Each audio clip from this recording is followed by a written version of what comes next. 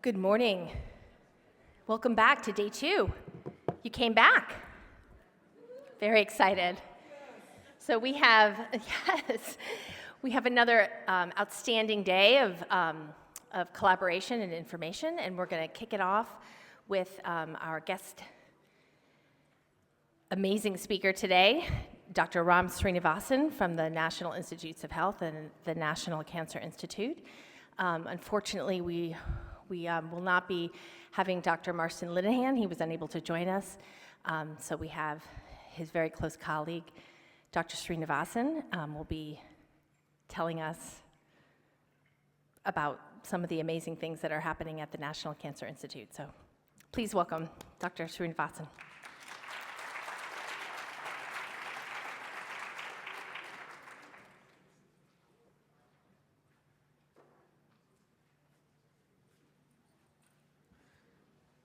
Thank you, Janet, for that kind introduction. It's indeed an honor for me to be here today. I hope all of you enjoyed day 1 as much as I did. I'm looking forward to another really exciting day of talks. I know that there are plenty of wonderful talks I think we have lined up for the later morning and afternoon sessions.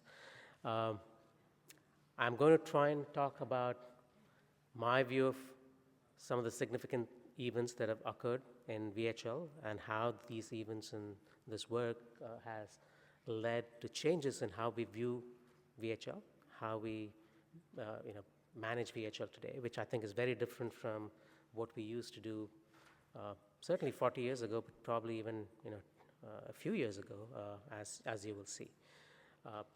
And Janet, I'm going to be talking not just about work that's done at the NCI, which is I think a part of the work that's been done, but what I'm going to talk about encompasses work all over the world that's really led us today to where we are. So just some historical perspectives.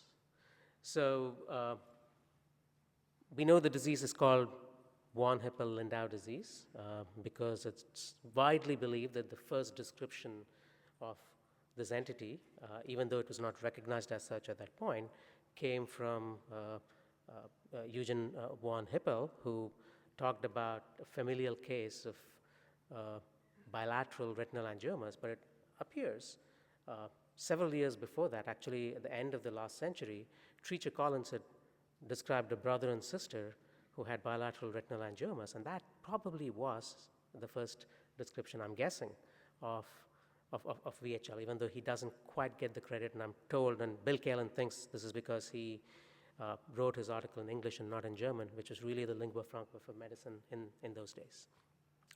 Von Hippel's report was followed by a report by Arvid Lindau a couple of decades later, again describing hemangioblastomas both in the eye and the spine.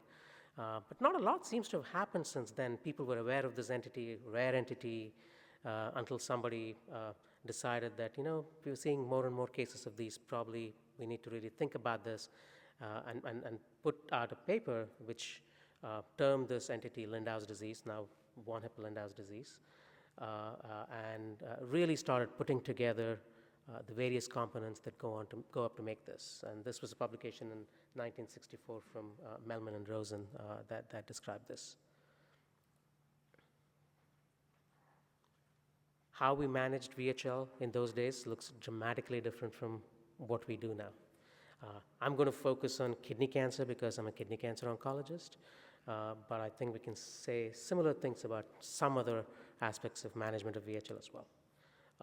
Kidney, at least, used to be managed in the early days with bilateral nephrectomies.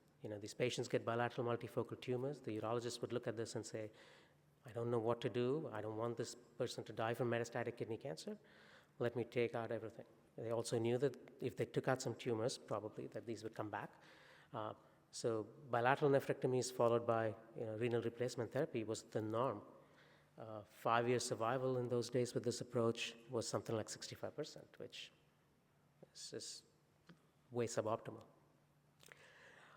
In the early 80s, at the NCI, Marston Linehan, who was previously at Duke University, came in to work with Steve Rosenberg and decided that he wanted to dedicate his life to understanding this entity called VHL. He'd seen a few cases in Duke, and he said, the NCI is the perfect place for me to start a program, put together a long-term, long-range program, which will enable me to study this disease. Being a urologic surgeon, of course, he wanted to try and do better surgically for these patients, but he was also very focused on identifying a gene that he was convinced was causing this disease based on the fact that it's familial and the symptoms and the manifestations were quite reproducible. The initial efforts, of course, from him and his team resulted in a dramatic change in how we manage these patients surgically. Instead of taking out both kidneys, they asked if they could get away by just taking out tumors. And as they started doing this more and more, they found that yes, they indeed could. I'm not a surgeon, so those in the audience are surgeons, forgive me if I misspeak. As time went along, they were able to not just take out the tumors, but also very selectively enucleate these tumors, so there was no real loss of normal renal parenchyma, and they were able to repeat this process multiple times in the course of a patient's lifetime and keep the kidneys intact. Patients had reasonable renal function for the remainder of their life, and that became the standard for how patients were managed. Other centers have done the same, and I think worldwide it's now accepted as the best surgical approach to these patients. Alongside this, there were also developments in surgical management of other manifestations of VHL, pancreas, adrenals, CNS, and so on and so forth. Some of this done at the NCI, some of this elsewhere. So as a result of these efforts, a series of guidelines, informal guidelines, were widely accepted as a means of managing patients with VHL. As long as the disease was localized, the disease was managed surgically. The goal of surgery differed based on what the manifestation was.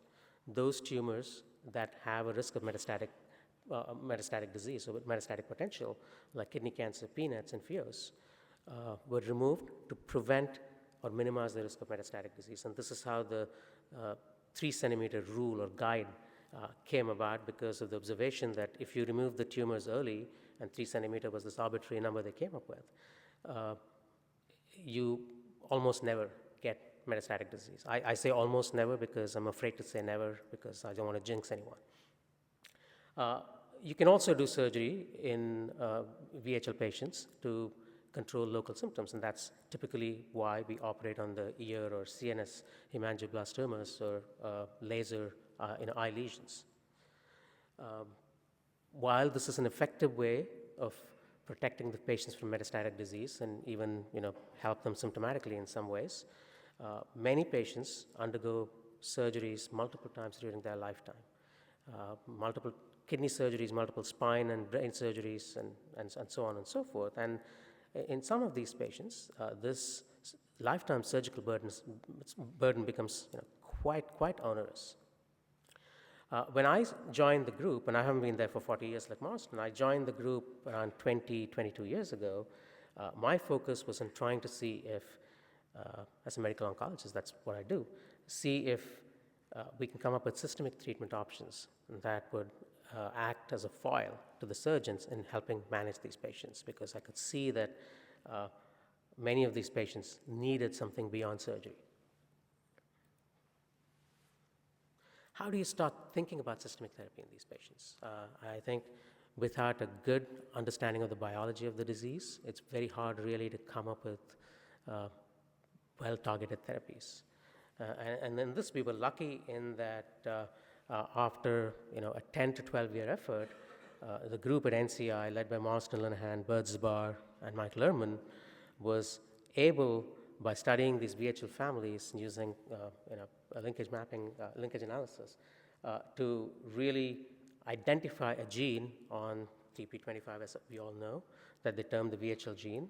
Germline mutations in this condition caused VHL, and somatic mutations, as we know now, cause sporadic clear cell RCC. This slide really condenses what happened over the next 10 to 12 years after the gene was discovered. That really went a long way in helping us understand why alterations, inactivation of the VHL gene led to tumors, and also gave us clues as to how we could devise systemic therapies to manage VHL deficient tumors.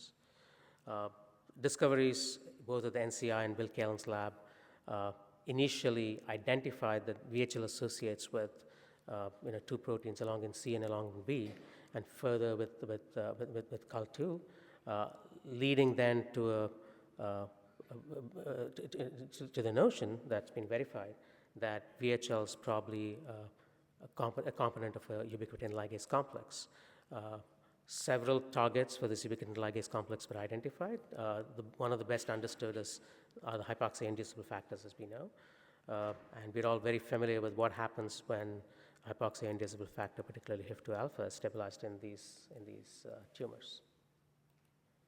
This, again, as we all know, has been the basis for the vast majority of targeted treatment options that were designed for patients with metastatic clear cell kidney cancer, starting in the early 2000s, 2004, 2005, a number of agents with varying specificities for VEGF and VEGF receptors and other downstream targets of HIF were widely in use and were the mainstay of treatment for patients with clear cell kidney cancer. Work in this field, as we all know again, led to the Nobel Prize that these three gentlemen received in 2019. But the holy grail for many of us still trying to treat patients with kidney cancer was to target the pathway more upstream rather than target a selection of downstream targets. But the ability to target HIF2 was not quite there, as you heard Dr. Rathnal say yesterday, and as Jim also pointed out, the traditional belief, based on the technology available at the time, was that transcription factors, which is what HIFs are very, very difficult, if not impossible, to drug. We had some early clues coming out of Len Necker's lab at the NCI, who in the early 2000s, working on HSP90 and HSP90 inhibitors, showed that HIFs were a client protein for HSP90. This data was, I think, quite convincing for HIF1. We didn't quite know how this applied to HIF2 at that time. We didn't have the best of reagents and antibodies and so on to study HIF2 at that time. But in an informal conversation that Len had with Bill Kaelin, he came up with the idea that, even though we're not sure, there's data in Bill Kaelin's lab that suggests that HIF2 is also a client protein and would be degraded by by HSP90 inhibitors. This led to what was probably one of the earliest studies for patients with VHL, in that we took this agent called 17-AAG, which is an HSP90 inhibitor, a galvanomycin analog that was widely studied in the late 90s and early 2000s, and tried to ask the question in patients who were about to undergo surgery for removal of VHL renal tumors to see if we could delay surgery or remove the need for surgery in these patients. This is a very ambitious and optimistic trial. First of all, HSP90 inhibitors hadn't been particularly successful in the clinic despite the wealth of preclinical data in a variety of different conditions. This particular agent was difficult to administer, and nobody really knew how to conduct trials in VHL at that point. We didn't know, what to look out for in these patients. We didn't know what endpoints we should use, but we knew for sure that we would learn a lot from this study. We also knew that there was a reasonably strong preclinical rationale for us to go ahead and conduct the study. And so this study was supposed to accrue around 20 patients or so, but we had to stop short after 9 patients because accrual to the study was very, very, very daunting. Patients were afraid, quite understandably. I would be too. I already told you it's a very complex way to administer this drug, which further dissuaded patients from enrolling on the study. But we did have 9 very brave patients who wanted to help science, wanted to help themselves in the process, who participated in the study. And what we found that the drug was quite safe, and response in RCC being the primary endpoint, we found that disease stability was the best we could do, which over the course of the study, which lasted an average of 3 months per person, doesn't mean much because disease stability would be the norm in VHL renal tumors over that period of time anyway. But what it did do was establish the feasibility of performing studies in VHL, and it also told us that we need to come up with more patient-friendly approaches if we are to be successful in running these trials. The next logical step, because VEGF-targeted agents became available and were successfully tested in patients with metastatic clear cell RCC, was to see if these agents would offer clinical benefit in patients with VHL. A series of studies were done, both at MD Anderson and at the NCI. A couple of these studies are listed here. Pazopanib, a 30-patient study, and a phase 2 study of Vendetinib. It's a dual VEGFR and EGFR inhibitor, which is a 37-patient study done at NCI. I'm just going to summarize the data from these two studies. I think these agents have some activity, some more than others. Some patients benefit a little bit more than others. But the activity seemed largely restricted to patients with RCC. Certainly with Vendetinib, I didn't see any responses in CNS tumors or PNET, and we didn't really have any ELSTs and FEOs in the patients who went on the study. In his study, Eric Yonash reported regression of some pancreatic tumors, but I think we've sort of discussed this before. I'm not sure how many PNETs there were, and it's not entirely clear what kind of lesions were regressing. So I think the jury is still out on how effective that is for PNETs. But both these agents are active in causing regression of renal tumors. But what really made it difficult for us to pursue these more aggressively in the clinic was the toxicity profile. These drugs are very well tolerated by patients with metastatic cancers because they're a different group of people for a variety of reasons, and I'll go into that a little bit more in my next talk later today. Suffice it to say that toxicity that patients with metastatic kidney cancer are willing to accept are often too much for patients with VHL. And more than half the patients discontinue treatment because of toxicity or tolerability issues. These were not necessarily high-grade toxicities. They're low-grade toxicities, but nonetheless, those that the patients found very, very difficult to cope with and said, we don't want this. Median time on study, consequently, for both these studies. Part of it was by design. Eric, I think, knew that it was going to be difficult to deliver these drugs for long periods in this population and designed a study accordingly. But the Vendetinib study was allowed to continue as long as the patient was benefiting from it. But in both these studies, the median time on study was less than 6 months. In the early 2000s, as we were trying to figure out how to target HIF, there were these two landmark papers, one from Mars Cullenhan's group and the other from Bill Kaelin's group, that seemed to lend more credence to the notion that HIF-2 alpha is the primary mediator of renal oncogenesis in VHL negative, in the VHL null setting. I know a lot has been said and discussed about this, and I'm sure many of us can relate to the fact that HIF-1 is not a totally innocuous participant here. But nonetheless, this was the prevailing belief and still is to a great extent.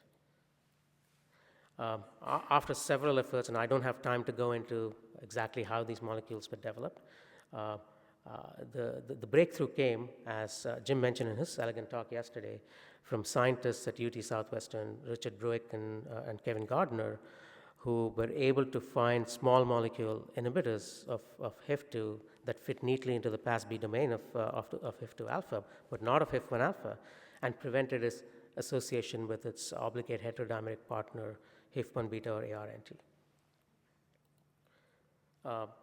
This group of compounds was very successfully tested in preclinical models, both in Bill Kaelin's lab and Jim Bruggerillis' lab, and the stage was then set for evaluation of these agents in the clinic. PT2385 and Belzutifan are initially called PT2977, but the two agents that eventually made it to the clinic.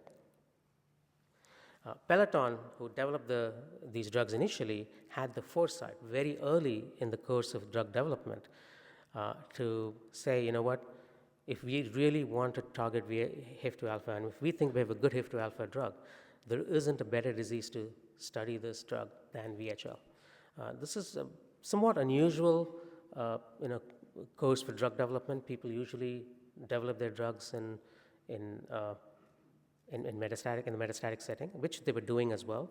But people also like to shy away from rare diseases, especially something like VHL that was fraught for a variety of reasons.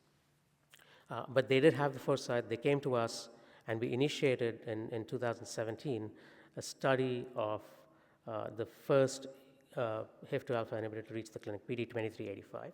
This is a single-center study. We only enrolled 4 patients on this study, and I'll tell you why in a minute. But from the very first patient, we were very, very optimistic about what we were seeing. We saw regression of renal tumors, and one patient actually remained on study for over 6 years. We saw regression of PNETs and CNS hemangioblastomas, which we hadn't seen before. And I'll never forget the day when our ophthalmologist came running down from the clinic to ours to say, you know what, I've just saw this patient who's been on PD2385 for 3 months, and there's a significant regression in the retinal hemangioblastomas. They've, of course, tried numerous approaches, both systemic and local, to try to generate this effect, but had been totally unsuccessful. So this was very, very exciting. But again, as we heard from Jim yesterday, due to significant interpatient PK variability, the development of this drug was abandoned, and a second-generation drug, Belzutifan, was developed and taken into the clinic. This time, this drug was evaluated in the context of a multi-center international phase 2 study. It is a single-arm phase 2 study that required patients who enrolled to have a diagnosis of VHL, at least one measurable RCC. Patient should not have received prior systemic therapy and should not have had metastatic disease. A total of 61 patients received therapy on this study. The primary endpoint was looking at overall response rate in VHL-associated kidney tumors, and the evaluation was based on an independent group of radiologists. A variety of secondary endpoints, including tolerability and effect on other non-renal tumors, was also included as part of the study. The primary data from the study were published in 2021, and these were all the PIs who participated, many of whom I'm sure you recognize and are in this audience. At the time of the most recent follow-up, which is a median follow-up of 4 years, of the 61 patients treated, 31 remained on therapy. Listed here are the reasons why some of the patients went off therapy. Overall response rate in kidney cancer at the time of this analysis was 67%, including 11% of patients, so 7 patients who had a complete response. As you can see from the waterfall plot on the right, the vast majority of patients had some degree of tumor regression. So how did these responses look? What exactly are we talking about? So I'm going to give you a few examples of the kind of patients we treated and show you the kind of responses we had. One of the first patients we treated at our center was a 45-year-old woman diagnosed at the age of 34 with VHL, had previously undergone a left partial nephrectomy, and had manifestations at the time of entry onto the study of bilateral renal tumors, pancreatic neuroendocrine tumors, and CNS hemangioblastomas. She was eligible for the study and really did want to try and avoid the next surgery, which was imminent if nothing had been done. Shown on the left at baseline in this patient are multiple renal tumors bilaterally, some of them approaching the 3-centimeter threshold, so within a few months to a year or so, this patient would likely have needed surgery. We put the patient on study and saw very rapidly that tumors were regressing, and shown on the right side is an image from approximately 27 months post-therapy, post-initiation of therapy, with almost complete regression of tumors in both kidneys. We also saw, as we did with PT2385 on a smaller scale, responses in pancreatic neuroendocrine tumors and in CNS hemangioblastomas. 90% of the patients with PNETs actually demonstrated very nice regression. And the overall response rate in CNS hemangioblastomas is around 50%. I personally think that because of the way the study was designed, we're underestimating the effect on CNS hemangioblastomas. I think a lot of the patients with CNS hemangioblastomas see a regression in their tumor. Nonetheless, these are the numbers that emerged from the study. A recent publication detailing the effect of Belzutifan in patients with PNET on this study was published. Tobias Elsey is the first author on this paper, and I'd encourage you to read it if you want more details on what we see in these patients. A second case, this case, a patient with CNS hemangioblastomas, is a 30-year-old man diagnosed VHL at the age of 12. It had multiple prior surgeries, including laser and cryoablation of retinal hemangioblastomas with bilateral vitrectomy, so was legally blind. He also had 7 CNS surgeries for resection of hemangioblastomas, and all this before the age of 27 or so. And he, again, looked like he was going to need more surgeries because he had growing bilateral renal lesions and multiple CNS hemangioblastomas that were recurrent. On the top panel in this case are shown some CNS hemangioblastomas in the spine and in the cerebellum with very, very nice responses, again, fairly early in the course of treatment and also quite durable. Data from the CNS portion of the study were recently published as well, and I think you'll hear a lot more about it from Dr. Iliopoulos in his talk later today. This is an image of a retina from a patient who has extensive scarring as well as hemangioblastomas from VHL-associated retinal hemangioblastomas. You will see quite rarely, even for those of you who are not used to staring at these images, there's a big difference between the left and the right panel. And this, to the ophthalmologist, is a significant improvement when patients were on this drug. We were very ably supported by our ophthalmologists, Dr. Chu and Henry Wiley, who were able to actually write up this experience. And even though the FDA has not approved Belzutifan for this indication, I think if you read this manuscript and look at the data, I think you'll be convinced that this drug is very, very active in controlling this manifestation of VHL. I told you before that the ability to tolerate systemic therapy is very different in VHL patients versus those who have metastatic disease. So one of the key things we wanted to look at was how well tolerated this drug was. By far, I think this is one of the better tolerated drugs in oncology. By no means am I saying that it doesn't have side effects. It has plenty of side effects. But I think the tolerability of this agent is very different from that of most agents we, as medical oncologists, use for our patients. The most common side effect, as would be expected because of the mechanism of action of this drug, was anemia. Most cases were relatively mild and didn't need much support, although we did see some cases of more severe anemia that required either transfusion support or erythropoietin administration. Fatigue, headache, dizziness were some of the other side effects that we saw. Just want to focus a little bit on some of the side effects that I think are going to be more clinically relevant than necessarily some others. Anemia, as I said, an anticipated on-target side effect, actually tells us to some extent that this drug is doing what it's supposed to. Most patients were managed with dose reductions and dose holds. Transfusions were needed in a very small minority of patients. And while the FDA cautions quite understandably against the use of erythropoietin and similar agents in patients with VHL, this study did allow the use of erythropoietin, and we were able to actually support many patients through treatment with erythropoietin. And a side effect that causes great consternation is hypoxia, which has been talked about a lot in patients receiving HIF-2 alpha inhibitors. The mechanism underlying this is unclear. Fortunately, on this study, only one patient had hypoxia, although in patients with sporadic metastatic kidney cancer, incidence of hypoxia is as high as 15%. And the reason for this difference is not entirely clear. I also suspect that in the real world, we may see more hypoxia in patients with VHL. In most of these patients, and certainly in the patient we saw on this study, hypoxia was managed with supportive measures, dose reduction, and sometimes in the patients with hypoxia, not in this study, but in other studies, and in real world, you may actually have to permanently discontinue the drug. So where did we go from this study to actually making the drug available to patients at large? The basic requirement that the FDA has for approving a drug for most drugs, in most situations, is a randomized phase 3 study. They want to show that it's better than the current standard of care in a randomized fashion. But this is a very rare patient population.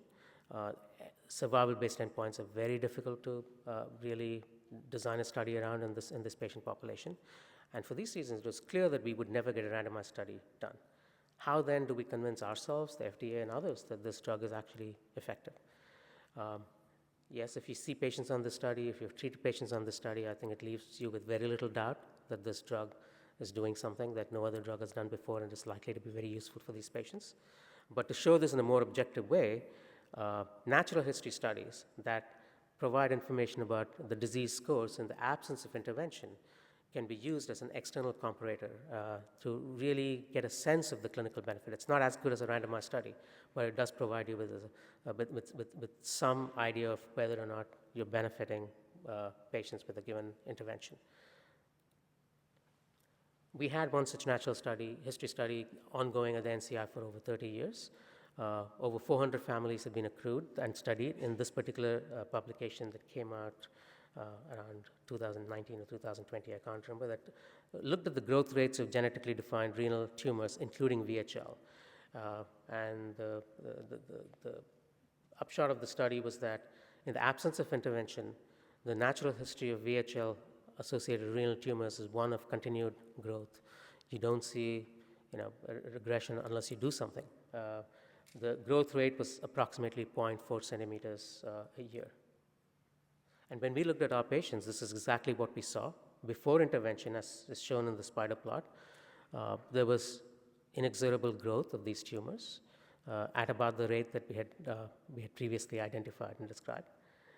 But there's a significant change in the trajectory of these tumors once you start the drug.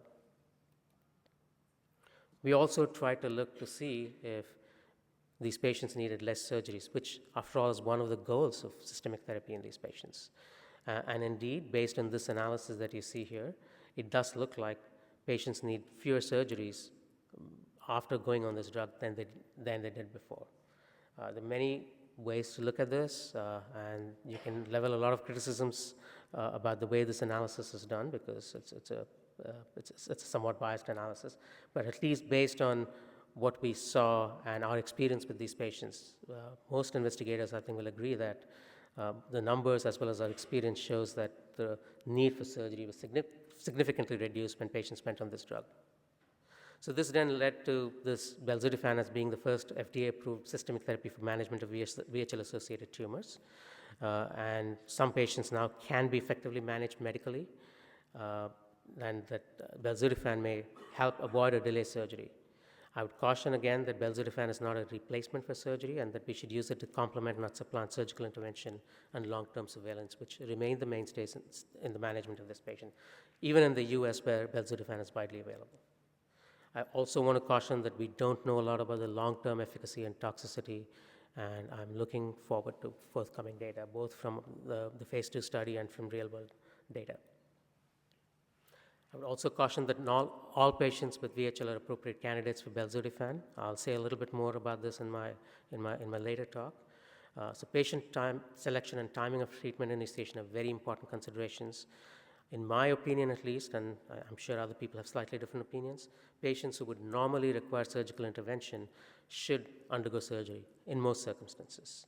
And a lot of patients that we see today that could potentially, based on the FDA label, be candidates for this therapy are probably better off with just surveillance and deferment of therapy to a later time. Resistance is a big issue. I think that we should consider. We see resistance in both in the sporadic population, metastatic population treated with Belzutifan, as well as in patients with organ-confined disease in VHL. A number of mechanisms have been put forth and can be postulated to lead to resistance. I don't know today what the mechanisms of resistance are in VHL. Here are some thoughts and some data to back up why we think some of these mechanisms may may lead to resistance in these tumors.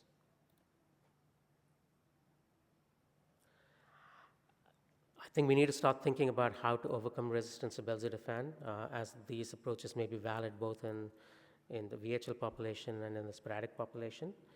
The key, of course, is to understand the mechanisms of resistance, which at this point I think is somewhat lacking. But in the interim, I think a variety of approaches that medical oncologists will normally take in the clinic to treat patients when they have one or more effective drugs against the disease are being used, and some of these may be effective in forestalling resistance. I don't have the time to go into any of these today. I'm happy to discuss them later if you want. I want to finish my talk by saying a number of new small molecule inhibitors of HIF2 are being evaluated, listed here. I think many of these are very similar in many ways to Belzutifan, and while there is some optimism that some of these may outperform Belzutifan, I think the jury is out, and I personally remain skeptical until I see data to the contrary. One approach that I do think has promise, even though this particular molecule may not make it further into the clinic, is the approach that Dr. Brugulolas discussed yesterday. And this is using an RNAi approach against HIF2. As he showed in his talk yesterday, you do see some tumor regressions in these patients. There are some problems associated, I think, with delivery and with toxicity and so on and so forth. But I think this is a very promising first step. And as he said yesterday, hopefully other companies with an interest in this approach will help us develop and test this particular approach in patients with both sporadic and VHL. So what has changed and what have we learned over the last 40 years or so? There have been significant advances in surgical management that have had an impact on how VHL-associated tumors are managed. Not being a surgeon, I haven't gone into these in detail. Identifying the genetic and molecular drivers of VHL-associated tumors has led to the evaluation of a number of rational mechanism-driven systemic therapy agents in VHL. And direct and specific inhibition of HIF2 alpha has been very effective in this patient population, with Belzutifan being approved now and widely used in the US in these patients. But a number of questions remain, and I think we as a group need to think about these very, very carefully now and in the years to come. And these include what is the optimal approach to using Belzutifan in VHL patients. I don't think we know that yet. And how do we think about approaches both to curtail and deal with resistance and to improve on the data that we've generated with Belzutifan alone. I'm going to stop there, show you a picture of the place where I work, the wonderful campus in Bethesda that houses the NCI and NIH Clinical Center. And I'll end by thanking everybody who's been instrumental in getting us this far. And this includes people I work with closely at the NCI, my collaborators, both industry and academic, and last but not the least, all the patients and their families without whom none of this would be possible. Thank you for your attention, and I'll take any questions if you have time.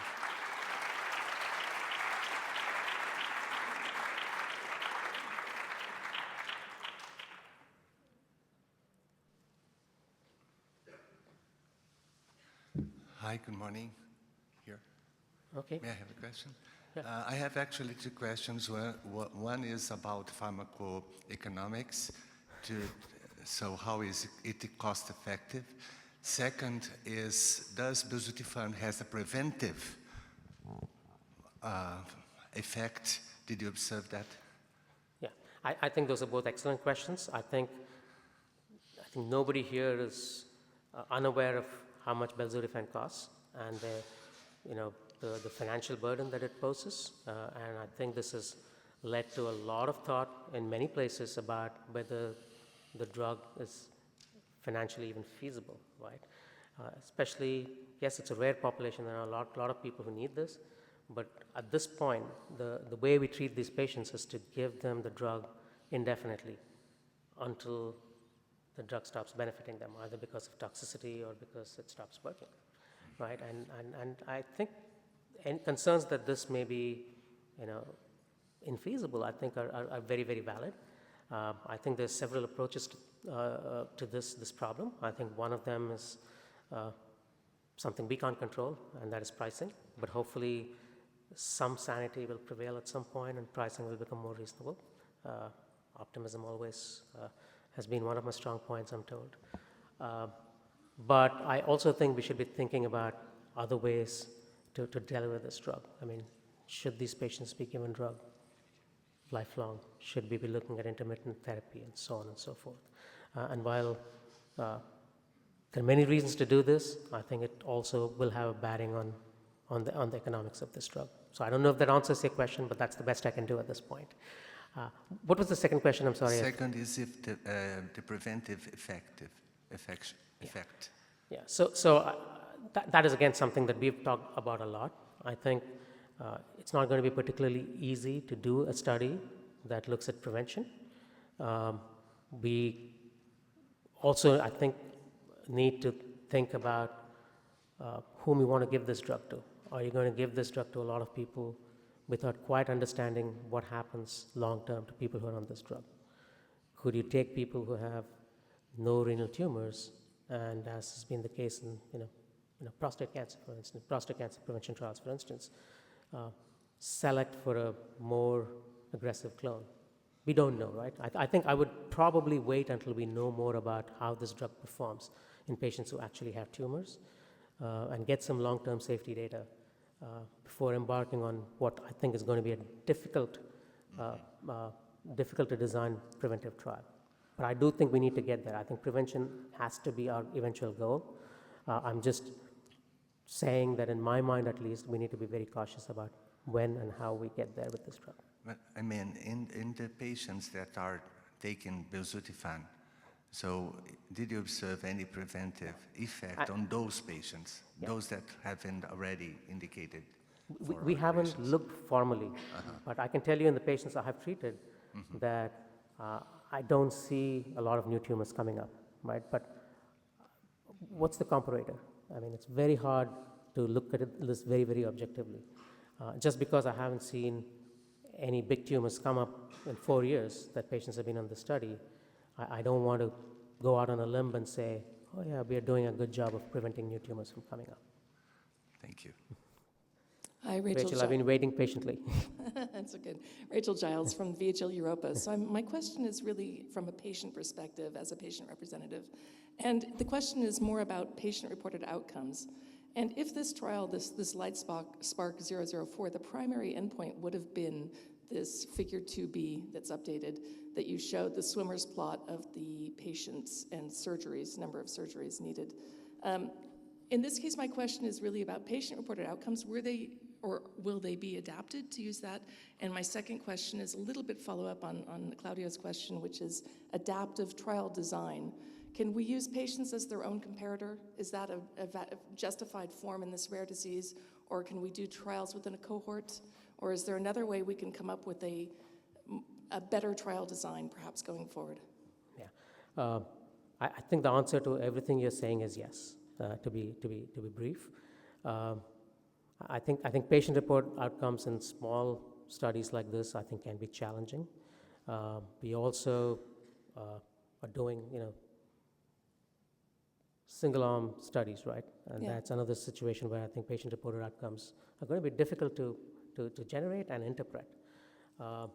If we do want to do what you suggested, which is to use patients as their own control, and we have actually, right? In this study we have, because some of the figures I showed you did exactly that.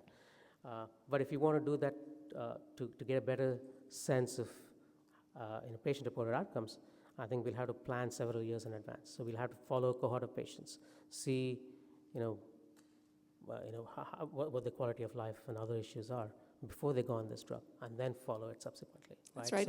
So it's something that's going to take a lot more planning. Again, with these numbers, I don't know. I think we'll have to talk to somebody who's an expert in this field to see if these kinds of numbers are enough. What is a reasonable size to do this, and can we do this in the post-approval phase?